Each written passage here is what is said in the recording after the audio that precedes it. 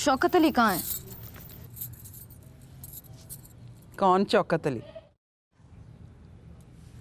शौकत अली और कौन? उसका नाम ना लिया कर अपने मुंह से। चल तू तैयार हो जा जल्दी से, मेरे साथ जाना है।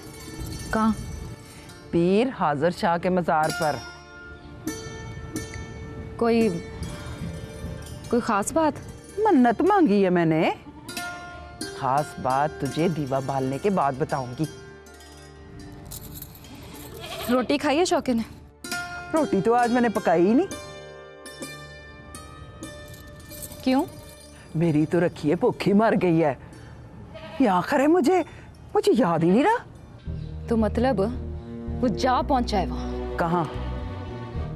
तू रोटी पकानी भूल जाएगी तो वो खानी नहीं भूल जाएगा। पहुंच गया होगा फूफी के घर। उस खाना खराब को गोली मार, जान खलासी का तवीज पिला उसको।